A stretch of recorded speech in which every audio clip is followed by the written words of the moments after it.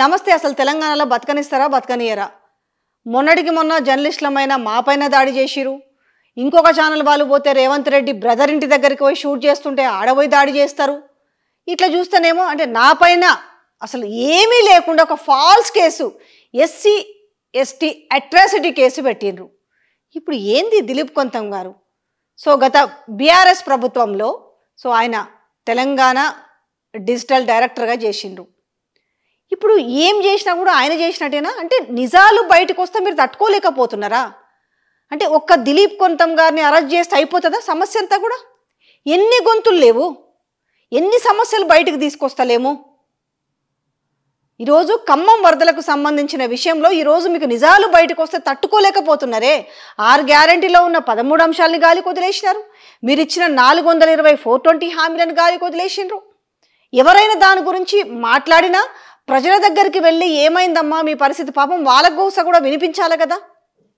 ఖమ్మం వరదలు మీరు చేసిన ఘనత ఏందో, మీరు చేసిన ఘనకార్యం ఏందో అక్కడ ఖమ్మం ప్రజలే ముఖాన ఉమ్మేసిరు. ఒక రకంగా చెప్పాలంటే ఇంతకంటే ఉదాహరణ ఏం కావాలి? ప్రతిదీ మీరు బీఆర్ఎస్ కంట కడతారు, ప్రతిదీ బీఆర్ఎస్ సోషల్ మీడియానే అంటారు. ఎవరు ఏది ఇప్పుడు మాలంటలం వెలికి తీస్తే అట్లనే మాట్లాడతారు, మాకో ముద్రేస్తారు. ఇంకెవరన్నా అంటే ఎవరన్నా ప్రతిపక్షం తరపున కానీ ప్రజల తరపున కానీ మాట్లాడితే ఒక బీఆర్ఎస్ అని ముద్ర వేయడం అనేది అంటే ఒక కుక్కల్లాగా మురుగుతున్నారు. ఎవ్వరు మాట్లాడినా అంటే ఉచ్చం నీచం మర్చిపోయిరు అంతే. మన ఖమ్మంలో కన్నీటి కాదా, ఖమ్మం వెనుక ఏం జరిగింది, అసలు ఖమ్మంలో పరిస్థితులు ఏందనేసి కళ్ళ ముందు సాక్షాత్తు కనపడుతుంటే ఇవాళ దిలీప్ కొంతం ఆధ్వర్యంలో సోషల్ మీడియాలో ఇవన్నీ కూడా సర్క్యులేట్ చేస్తున్నారనేసి ఏంటది? అంటే మీరు చేస్తున్న తప్పుల్ని ఎత్తి చూపడం తప్ప. రేవంత్ అన్న మీరు ఎప్పుడు అంటుంటారు కదా, మళ్ళీ చెప్తున్నాను, నేను ప్రతి వీడియో దగ్గర నేను గుర్తు చేస్తూ ఉంటాను, అదిరించేవాడు లేకపోతే బెదిరించేవాడిదే రాజ్యం అవుతుంది అనేది మీరు ప్రతిపక్షంలో ఉన్నప్పుడు మీరు ఒక స్లోగన్ ఎంచుకున్నారు. మేబీ ఇప్పుడు మీరు ముఖ్యమంత్రి అయిన తర్వాత మీరు మర్చిపోయి ఉంటారు. అంటే మీకు ఎవ్వరు ఇప్పుడు అదిరించే వాళ్ళు ఎవరు ఉండదు. పోనీ మేము అదిరిస్తలేము, నువ్వన్నా గట్టిగా అదిరించాలనుకున్నాం కానీ మేము ఎవరిని అదిరిస్తలేము. కనీసం వాళ్ళ బాసటగా నిలవాలనుకుంటున్నాం ప్రజల తరపున. ఘోరమైన ట్రోల్స్ చేపిస్తారు, ఆడవాళ్ళు అయితేనేమో ట్రోల్ చేపిస్తారు. రేపు మమ్మల్ని కూడా అరెస్ట్ చేపిస్తారేమో, చేపిరని గ్యారంటీ కూడా ఉన్న ఫలంగా ఏ నుంచి ఎత్తుకపోతారో కూడా తెలియదు అనుకోండి. ఇంకా మళ్ళీ మేము ఇలాంటివి చేస్తాం, మళ్ళీ మిగతా వెనకాల ట్రోల్స్. అప్పుడు చేయలేదా ఇప్పుడు చేయలేదంటే మీకు దమ్ముందా? నిజంగా ఇదే నేను ఇప్పుడు మాట్లాడుతున్నా బాజాప్తా. నిజంగా ఒక్కొక్కరు అంటే మహిళల మీద గౌరవం లేకుండా మహిళలకు బికినీలేసి అంటే థంబ్నెయిల్స్ మీద తైతక్కలు ఆ తక్కలు అని మాట్లాడి ఘోరమైన పేర్లు పెట్టి మాట్లాడినా కూడా ఆ వ్యక్తులు ఇవాళ ఉన్నారు కదా, ఇవాళైతే ఉన్నారు కదా. ఎవరినయ్యా ఇబ్బంది పెట్టింది అంతగనము? ఏం రాళ్ళు తీసుకొని కొట్టిరా, లేకపోతే ఏం చేసిరు? ఘోరంగా ఆడోళ్ళని చూడకుండా కూడా ట్రోల్ చేస్తా కూడా చూస్తూ భరించిరు. కానీ ఇవాళ పరిస్థితి ఉందా? ఏడికి పోతాడో భయపెడతారు, ఏడికి పోతాడో భయపెట్టిస్తున్నట్టు బెదిరిస్తారు. ఎంతమంది గొంతులు నొక్కాలనుకుంటున్నారు? ఎవరన్నా ప్రజల తరపున మాట్లాడితే, ప్రతిపక్షం అనే మాట కూడా నేను మాట్లాడతలేను, ప్రజల తరపున మాట్లాడితే చాలు వాళ్ళకు ఒక ముద్ర వేసేస్తున్నారు. బీఆర్ఎస్ కేసీఆర్ పంపిండా, కేటీఆర్ పంపిరా, లేకపోతే హరీష్ రావు పంపిండా, ఎవరిని ఎవరు పంపరు. మీరు చేసేవి సవ్యంగా చేస్తే ప్రభుత్వంలో ఉన్నారు కాబట్టి ప్రశ్నిస్తున్నారు. లేకపోతే మీ మీద ఏమైనా వ్యక్తిగత కక్షలు ఉన్నాయా? సీఎం మీద ఉంటుందా, లేకపోతే డిప్యూటీ సీఎం మీద ఉంటుందా, వేరే మంత్రుల మీద ఏమైనా ఉంటాయా వ్యక్తిగత కక్షలు? వెలుగులోకి వచ్చిన వాటినే ప్రశ్నిస్తుంటే వెలుగులోకి రాని అంశాలను కూడా సోషల్ మీడియా దృష్టికి తీసుకొస్తున్నాం. ఇవాళ హస్మత్పేట చెరువుకు సంబంధించి కూడా చెప్తున్నా, ఎందుకంటే ఇప్పుడు సబ్జెక్ట్లోకి వచ్చినాం కాబట్టి చెప్తున్నా. ఇవాళ మిగతా వాళ్ళకి బడాబాబులకు నీ అన్న లాంటి వాళ్ళకేమో మీరు నోటీసులకు టైం ఇస్తారు, 30 రోజుల గడువు. ఇదే పేదల పాపం 40-50 ఏళ్ళ నుంచి ఆడ నివాసాలు, చిన్న చిన్న నివాసాలు అంటే మీరు పెద్ద పెద్ద బంగ్లాలు లేకపోతే విలాసవంతమైన విల్లాలు కాదు, ఒక 30-40 గజాలలో వాళ్ళు ఏదో కాయ కష్టం చేసుకొని వాళ్ళు బతుకుతుంటే వాళ్ళకు మాత్రం మీరు 7 రోజులు ఇచ్చేసి మేము గూల్ చేస్తామని చెప్తారు. ఇట్లాంటివి వెలికి తీసుకొస్తే మీకు నొప్పి అవుతుంది. అసలు ఏంది దౌర్భాగ్యం అసలు అర్థం కావట్లేదు. అంటే ఇప్పుడు 1 సంవత్సరం కాలేదంటే ఇంకొక 4 సంవత్సరాల పీరియడ్లో మీరు ఏం చేద్దాం అనుకుంటున్నారు? ఏం ప్రజాపాలన చేస్తారు మీరు? ప్రజలకు అక్కరొచ్చే పాలన మీరు ఏం చేసిరు ఒక్కటి చెప్పండి ఫస్ట్. మీరు ఖమ్మంలో అంటున్నారు కదా, ఓట్లేసి గెలిపించుకున్నందుకు మా చెప్పుతో మేము కొట్టుకోవాలి వాళ్ళు మాట్లాడుతున్నారు. ఇది ఒక ఖమ్మంకి సంబంధించే కాదు, కానీ ఇలా ఖమ్మంలో అంత కన్నీటి కాదా. సో నేచర్ పగబట్టింది, ప్రకృతి పగబట్టింది. ప్రకృతి పగబట్టడమే కాకుండా మీరు కూడా అట్లనే పోయి పగబడితే ఎట్లుంటుంది? వాళ్ళని హక్కున చేర్చుకోవాల్సింది పోయి వాళ్ళ తరపున మాట్లాడితే పోయేసి బీఆర్ఎస్ల మీద దాడి చేస్తారు. ఎవ్వరు ప్రశ్నించకూడదంటే కుదరదు. రేవంత్ అన్న మళ్ళీ చెప్తున్నా, ఎవరిని నేను గతంలో కూడా మా పైన దాడి చేసిన రోజు కూడా చాలా రకాలుగా ట్రోల్ చేసిరు. మీ పైన దాడి ఎక్కడ చేసినామంటే ఇవాళ ఏడికి పోవాలన్నా కూడా నిజంగానే ఎవరు దాడి చేస్తారన్నామంటే చుట్టూ ఓ సామ్రాజ్యాన్ని విస్తరించుకొని ఉన్నారు. సగం మీ తమ్ముళ్ళని చూసి మీ అన్నదమ్ములను చూసి కాంగ్రెస్ కార్యకర్తలు కూడా అట్లనే తయారయ్యారు. ఇవాళ అంటే ఎవరన్నా మాట్లాడితే ప్రజల పక్షాన మాట్లాడితే బరాబర్ వాళ్ళ మీద దాడులనే చేయాలి, లేకపోతే ఇంకేమైనా ఉంటే కేసులు పెట్టాలి, లేకపోతే ఇట్లా ఉన్న ఫలంగా అరెస్ట్ చేయాలి. ఏం సాధిస్తారు మీరు అరెస్ట్ చేసి ఈరోజు దిలీప్ కొంతం గారిని? ప్రశ్నించినందుకు, సమస్యలను వెలికి తీసినందుకు కనీసం అరే మా దృష్టికి సమస్యలు తీసుకొచ్చారు వీళ్ళు, మనం ఒక దృష్టి పెడదాము, ఇందులో అబద్ధం ఎంత ఉంది, నిజం ఎంత ఉంది, అవసరమైతే దాన్ని సాల్వ్ చేద్దాము. ఒకటి గుర్తుపెట్టుకో రేవంత్ అన్న, నేను మళ్ళీ చెప్తున్నా, మీకే చెప్తా బరాబర్. ఇవాళ ఈ ఛానల్లో ఉన్నారా లేకపోతే ఆ ఛానల్లో ఉన్నారా, మాలాంటి వాళ్ళు కావచ్చు, మాలాగా ప్రశ్నించే వాళ్ళు కావచ్చు, సొంతంగా గొంతు విప్పాలన్నా ఇదే విప్పుతారు. ఎవరిని కాదు. మీరు అనవసరంగా ఉలిక్కి పడుతున్నారు ప్రతిదానికి. గుమ్మడికాయల దొంగ భుజాలు తరుముకున్నట్టు మీకు తెలుసు మీరు ఏమి చేస్తలేరన్న విషయం మీకు తెలుసు. ఆ తెలిసి దాన్ని కప్పిపుచ్చుకోవడానికి, టాపిక్ డైవర్ట్ చేయడానికి ఇవాళ మీరు ప్రశ్నించే వాళ్ళు ఇబ్బందులు పెట్టుకుంటూ పోతారా?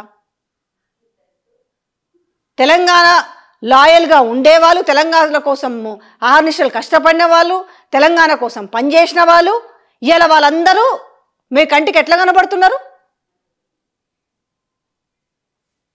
తీవ్రంగా ఖండిస్తున్నాం, దీన్ని తీవ్రంగా ఖండిస్తున్నాం. మొన్న మేము ఆ మహిళా జర్నలిస్ట్, వేరే ఛానల్కి సంబంధించిన మహిళా జర్నలిస్ట్ పైన వాళ్ళు కెమెరాల మీదకి వస్తుంటే ఆ లైవ్లో ఉంది కాబట్టి ఆ అమ్మాయి సరిపోయింది, మేము ఇమీడియట్లీ ఖండించినాం. నిజంగా జర్నలిస్టులను మేము ఖచ్చితంగా ఖండిస్తాము. దాని తర్వాత మీరు బీఆర్ఎస్ వాళ్ళ మీద కాదు, బీఆర్ఎస్ వాళ్ళు వెళ్ళి కాంగ్రెస్ వాళ్ళ మీద దాడి చేసినా కూడా రేపు ఖండిస్తాం. ఇక్కడ కావాల్సింది న్యాయం పాటించాలా? అంత పనికి వాళ్ళ ఒక ముఠా జమై ఏదన్నా మేము ప్రజల వైపున మాట్లాడినా, ప్రజల దగ్గరికి వెళ్ళి ఏదన్నా సమాచారాన్ని సేకరించినా దిక్కుమాలిన కామెంట్లు. మీకు ఆడవాళ్ళ మీద గౌరవం లేదు, ప్రశ్నించే వాళ్ళ మీద గౌరవం లేదు. మీకంతా ఇప్పుడు వచ్చిన నొప్పంతా ఏంది చెప్పనా? ఖమ్మంలో విషయాలు బయటకు వస్తున్నాయి. ఏ విషయాలు? ఖమ్మం అనే కాదు, మీకు ఇంకా ఇదేంది మీ యొక్క ఫెయిల్యూర్ తనము. ఖమ్మంలో ఏం జరిగింది? 2 రోజుల వరకు ఎవరు అటు దిక్కుపోలేదు. ఇలా మీ బయటికి రావద్దు. ఎందుకంటే దిలీప్ కొంతం గారిని అలాంటి వాళ్ళని అరెస్ట్ చేస్తే అమ్మో వాళ్ళని అరెస్ట్ చేశారు కాబట్టి మాలాంటి వాళ్ళ పరిస్థితి అని భయపెట్టాలని. ఎంతకన్నా భయపెడతారు? ఎంతకన్నా భయపెడతారు? మమ్మల్ని పోతిమి కొండారెడ్డిపల్లికి పోతే మా ఊరికి వస్తారా అనే లెవెల్లో పెడితే మీరు తరిమి పిఎస్ దాకా తీసుకుపోయి ఇది చేసిరు. కానీ భయపడతాం అనుకున్నారా? అస్సలు భయపడరు. కొట్లాడి తెచ్చుకున్న తెలంగాణ బిడ్డవే కానీ నేను చెప్పుకుంటావు కదా రేవంత్ అన్న, సరే నువ్వు ఉద్యమంలో పాల్గొనలే కాబట్టి నీకు తెలియకపోవచ్చు, కానీ తెలంగాణలకు సెల్ఫ్ రెస్పెక్ట్ ఎంత ఉంటుంది, తెలంగాణలకు ఆత్మగౌరవం ఎంత ఉంటుంది, తెలంగాణలకు పౌరుషం ఎంత, మహా అయితే చివరిగా చేసేది ఏముంది? ఏం చేస్తారు లాస్ట్కు చెప్పండి? సో మీరు ఈ అక్రమ దేనికి అరెస్ట్ చేస్తున్నామని చెప్పాలి కదా. సిసిఎస్కు పోయిన తర్వాత కెమెరామెన్ లేదా సెల్ ఫోన్లు పెట్టి తీస్తే కెమెరాలు లాక్కుంటారు, సెల్ ఫోన్లు ఇది ఎక్కడి సంస్కృతి? ఇది ఎక్కడి సంస్కృతి? నేను నిజంగా కాంగ్రెస్ పార్టీలో కూడా ఇంతకుముందు లేకుండే, మరి ఇదేందో ఈ కొత్త వైఖరేందో. మరి మిగతా సీనియర్ లీడర్లు కానీ మంత్రులు కానీ నేను గౌరవనీయుల మంత్రులందరికీ కూడా విజ్ఞప్తి చేస్తున్నా, ఇదేం సంస్కృతి? ప్రశ్నిస్తున్న వాళ్ళు అరెస్ట్ చేస్తాము, లేకపోతే దాడులు చేస్తాము. మీరు విచ్చలవిడిగా మీరు ప్రతిపక్షంలో ఉన్నప్పుడు రేవంత్ అన్న మీరు విచ్చలవిడిగా బిహేవ్ చేశారు కదా, అట్లంటే మీరు నోరెత్తే వాళ్ళ ఎన్ని మాటలు మారుస్తున్నారు మీరు ఇచ్చి. ఇవాళ అంతకుముందు ఏమన్నారు? 5 లక్షలు ఇచ్చిపోతే చనిపోయిన వాళ్ళకి ఏం సరిపోతే 25 లక్షలు ఇవ్వాలని డిమాండ్ చేసిన వాళ్ళు మీరే. తక్షణ పరిహారంగా 50,000 ఇవ్వాలని డిమాండ్ చేసిన వాళ్ళు మీరే. ఇవాళ ఏం మాట్లాడుతున్నారు? మరి దానికే పరిమితమయ్యారు కదా. ఇవి ప్రశ్నించొద్దా? రుణమాఫీ ఇదిగో అదిగో అనేసి చాలా గొప్పగా ప్రపంచ వేదికల మీద మాట్లాడిన వాళ్ళు ఇవాళ ఏమైంది? తుస్సుమనింది. మీ అదృష్టం బాగుండి ఏమైంది? కొత్తగా ఒకటి హైడ్రా తీసుకొచ్చారు. ఆ హైడ్రా జరుగుతుండగానే మీకు ఖమ్మం అంటే మిమ్మల్ని సేఫ్ సైడ్ ఉంచడానికి వస్తుంది అనుకుంటే ఏది రుణమాఫీ మర్చిపోతారా ప్రజలు? ఎక్కడి పెన్షన్లు, ఎక్కడి చేయూత కింద పెన్షన్స్ ఏవి? కళ్యాణ లక్ష్మి ఎక్కడ పోయింది? తులం బంగారం ఎక్కడ పోయింది? మరి విద్యార్థులకు చెప్పిన నిరుద్యోగ భృతి ఎక్కడ పోయింది? ఎన్ని ఉన్నాయి? కౌలు రైతులకు పైసలు ఎక్కడ పోయినాయి? రైతు కూలీలకు పైసలు ఎక్కడ పోయినాయి? ఒక్కటా రెండు చదువుకున్న పిల్లలకు స్కూటీలు ఇస్తామన్నారు, అవి ఎక్కడ పోయినాయి? ఇవి ఏవి బయటికి తీసుకురావద్దు. సీతక్క ఒక్కటి చెప్తా, మీరు ప్రతిపక్షంలో ఉన్నప్పుడు చాలా మంచి పేరు తెచ్చుకున్నారు కదా. అరే ఏడే ఇబ్బందులున్నా వర్షాకాలంలో వస్తే కరోనా పీరియడ్లో మీరు నెత్తిన పెట్టుకొని సరుకులు సామాన్లు తీసుకొని పోయారు కదా, కొండలు గుట్టలు దాటుకుంటూ. సరే ఎవరేదో ట్రోల్ చేయొచ్చు, నాకు అది పక్కన పెట్టినా కూడా మీకు అంత హ్యుమానిటీ బీయింగ్లో పోయిన వాళ్ళు మరి ఇవాళ ఎందుకు మీరు కనబడతలేరు? ఖమ్మంలో కన్నీళ్ళు వచ్చిన ఎందుకు దూడుస్తలేరు? ఖమ్మంలో చచ్చిపోయిన వాళ్ళని ఎందుకు అక్కును చేర్చుకుంటలేరు? ఖమ్మంలో బురదల ఇలా ఆగమాగం అవుతున్నారు, ఇళ్ళల్లో సామాన్లు మునిగిపోయినాయి, ఖరాబ్ అయినాయి. ఏంది? సో ఒక్కసారి ఇది అధికార పక్షమా ప్రతిపక్షమా కాదు, రాష్ట్రంలో జరుగుతున్న వాటిని ఖచ్చితంగా మంత్రులందరూ కూడా రిక్వెస్ట్ చేసి చెప్తున్నాం. మంత్రి ఉత్తమ్ కుమార్ రెడ్డి గారు కావచ్చు, కోమటిరెడ్డి వెంకటరెడ్డి గారు కావచ్చు, పొంగులేటి శ్రీనివాసరెడ్డి గారు కావచ్చు, సీతక్క కావచ్చు, కొండా సురేఖ కావచ్చు, పొన్నం ప్రభాకర్ గారు కావచ్చు, ఇట్లా అందరికీ కూడా ఎమ్మెల్యేలు కూడా మీరు చూడండి, ఇది మంచి పద్ధతా? మేమైతే దీన్ని తీవ్రంగా ఖండిస్తున్నాం. ఇది మంచిది కాదు, మీరు పునాది వేస్తున్నారు. ఇది ప్రజాపాలన కాదు, మీరు రాక్షస పాలన కిందికి తీసుకొస్తున్నారు. రేపు ఇట్లనే చేస్తే మీరు చేస్తున్న చర్యలకు ఎవ్వరు మిమ్మల్ని కాదు, ఏ సోషల్ మీడియా మాలాంటి వాళ్ళు గొంతిప్పక ముందుకే వచ్చి ప్రజలే తరుముతారు. తెలంగాణ ప్రజలు తెలుసుకుంటే పెద్ద ఇలాంటి నియంత పాలనలు దింపడానికి పెద్ద విషయం కాదు. దయచేసి ఇకనైనా మానుకోండి ఇట్లాంటి విషయాలను. అసలు అరెస్ట్ చేసే ముందు ఎందుకు అరెస్ట్ చేస్తున్నామో చెప్పండి కనీసం. సో మళ్ళీ చెప్తున్నాను, ఇలాంటి వీడియోలు మీకు చేస్తూనే ఉన్నారు రేవంత్ అన్న, ఇది మంచి పద్ధతి కాదు. నేను మీరన్న స్లోగనే మళ్ళీ చెప్తున్నా, మేము అదే టేకప్ చేసినాం. అదిరించేవాడు లేకపోతే బెదిరించేవాడిది రాజ్యం అవుతుంది.